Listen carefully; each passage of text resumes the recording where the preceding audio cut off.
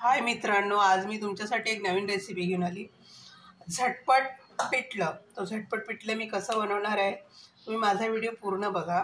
चला मी दाखवते. मी हिरव्या मिरच्या कट करून घेतल्यात, एक कांदा घेतला, टमॅटो घेतल्याने, थोडीशी कोथिंबीर घेतली आहे. सो आता मी पुढची कृती तुम्हाला सांगणार आहे, तर चला माझ्या व्हिडिओकडे.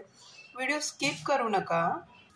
आता मी हे बेसन पीठ घेतलं आणि ह्याच्यामध्ये पाणी ओतलेलं आहे. मी आता जिरे आणि कढीपत्ता टाकलेला आहे भाजायसाठी. बेसन पिठावर कोथिंबीर टाकलेली आहे.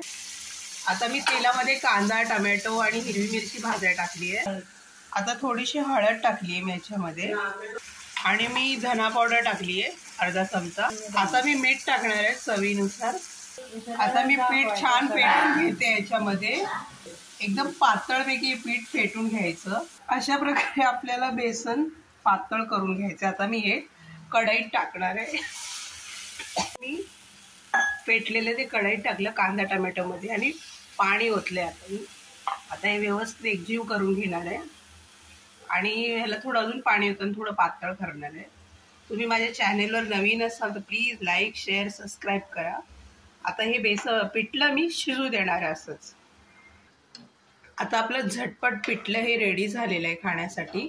तुम्ही बघू शकता. अशा प्रकारे तुम्ही एकदा घरी नक्की बनवा आणि मला कमेंट करून तुम्ही नक्की कळवा.